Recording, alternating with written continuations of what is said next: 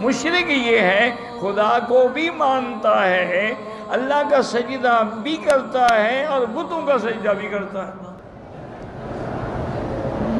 جیسے آج کل مسلمان کعبۃ اللہ میں خدا کا سجدہ کرتے ہیں، مزاروں پہ پیر کا سجدہ کرتے ہیں۔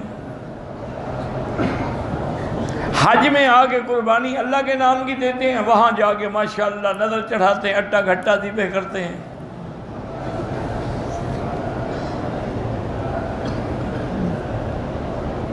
وہ کہتے ہیں جی کہ جیسے احرام میں عورت کے لیے چہرے کا پردہ ضروری نہیں ہے، اس لیے جب ہم پیر کے پاس جاتے ہیں ہمیں پردے کی کیا ضرورت ہے؟ اسی لیے وہ بڑے ناز سے کہتے ہیں کہ مینوں کنجری بن دے آر نہ کوئی، مینوں نچ کے یار مناوا دے۔ میں تو ان سب کو الحمدللہ جانتا ہوں نا، بچپن میں مجھے شوق تھا، میں جاتا تھا ان کی مزاریں دیکھنے کے لیے، بٹ ڈر لگتا تھا، کبھی ان کو پتہ لگ جاتا تھا کہ مولوی مکی ہے تو پھر میں وہاں سے چھپ جاتا تھا۔ مجھے اندازہ تھا کہ یہ ظالمہ لوگ ہیں، یہ معاف نہیں کریں گے مجھے۔ ایک دفعہ تو باقاعدہ انہوں نے گاڑیاں گنے لے کے اور ریفلیں لے کے میرا تعاقب کیا، لیکن الحمدللہ اللہ کا شکر ہے کہ میری گاڑی چلانے والے جو تھے نواب آپ بہاولپور کے داماد تھے، اور وہ گاڑی اتنا مضبوط تھی کہ ان کی گاڑیاں مقابلہ نہیں کر سکتی تھی، تو ہم بھاگ گئے۔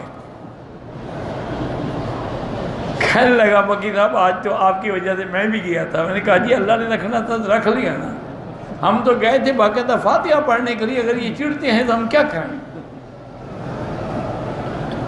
حضرت حافظ محمد صدیق صاحب بھرچونڈی والے جو تھے نا رحمت اللہ علیہ، وہ حضرت امروٹی کے بھی مرشد تھے، حضرت دین پوری کے بھی مرشد تھے۔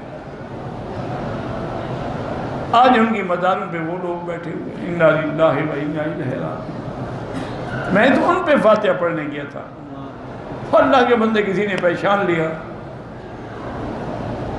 تو اس نے جا کے کہا کہ وہ مولوی مکی وہابی یہاں آیا ہوا ہے۔ اچھا، ان کے لیے بندہ مار دینا کوئی چیز ہی نہیں تھی بھرچونڈی والوں کی، مسئلہ ہی کوئی نہیں۔ وہ اپنے بھی ایک دو مار دیتے ہیں روز، تقریباً 13 قتل دونوں بھائی کر چکے ہیں۔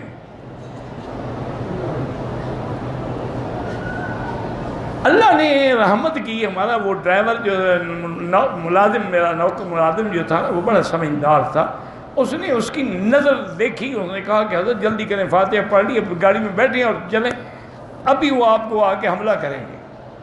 میں نے کہا خواب دیکھا ہے تم پیر بن گئے ہو؟ نے کہا پیر نہیں، میں نے اس کی آنکھیں بدلتی ہوئی دیکھی ہیں۔ اور پھر ابھی ہم نکلے تھے تو پیچھے ان کی 2 جیپیں آئیں، لیکن ہماری گاڑی الحمدللہ چونکہ بہت بڑی گاڑی تھی، مضبوط تھی، ان کی موٹریں شوٹریں وہ کیا کر سکتی تھی، کچا راستہ تھا۔ بہرحال الحمدللہ جب ہم مین روڈ پہ چڑھ گئے نا کے ایل پی روڈ پہ، تو پھر وہ رک گئے۔ انہوں نے کہا اب تو بڑی روڈ ہے نا، وہاں تو حملہ نہیں کر سکتے ہم۔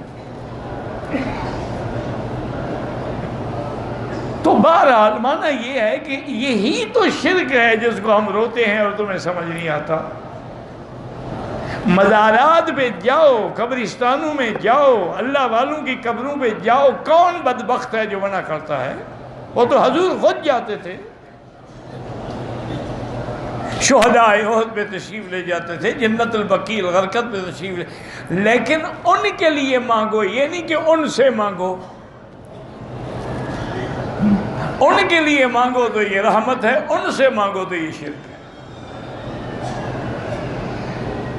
ان کے لیے اب جنازہ جو پڑھتے ہو تو ان کے لیے مانگتے ہو یا میت سے مانگ رہے ہو؟ بھائی جنازہ سامنے رکھا ہے، کیا کہتے ہو؟ مرنے والے ہماری مدد کر۔ وہ تو خود تمہارا محتاج ہے، کندھا نہ دو تو پڑا رہے دھوپ میں۔ یہی تو ہے نا، ہماری عقل پہ پتھر پڑ گئے ہیں کہ جب پیر صاحب مر جائیں تو غسل ہم دیں، کفور ہم لگائیں، خوشبوئیں ہم لگائیں، کفن ہم پہنائیں، جنازہ ہم لیں، کندھا دے کر ہم لے آئیں، ان پر جنازہ ہم پڑھیں، قبر ہم کھودیں، جب نیچے چلا جاتا ہے تو مشکل کشا بن جاتا ہے۔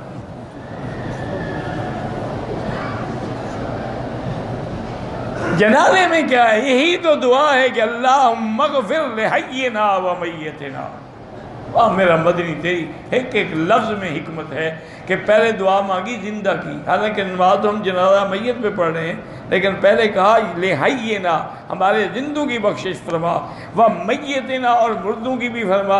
وجہ کیا تھی کہ مرنے والا تو مر گیا، جو اس کا نصیب ہے، جو بچے ہوئے ان کے لیے دعا مانگو خدا ان کی مغفرت کرے، یہ تو لے گیا اپنا نصیب۔ وَالشَّاهِدِنَا وَغَائِبِنَا، جو حاضر ہے جو غائب ہے، تو اگر نبی سے بھی کوئی غائب ہے تو پھر نبی حاضر ناظر کیسے ہوئے اور عالم الغیب کیسے ہوئے؟ تو یہ ہم ان کے لیے دعا مانگ رہے ہیں، وَذَكَرِنَا وَأُنْسَانَا اللہم من احییتہ منا، پھر آگئے زندوں کی طرف، فَأَحْيِيهُ عَلَى الْإِسْلَامِ۔ تو اس لیے ہمیشہ یاد رکھیں قبروں پہ جاؤ، حضور نے فرمایا زوروہا، قبروں کی زیارت کیا کرو۔ قبروں کی زیارت جو ہے وہ آخرت کی یاد دلاتی ہے، قبروں کی زیارت سے دل نرم ہوتے ہیں، دل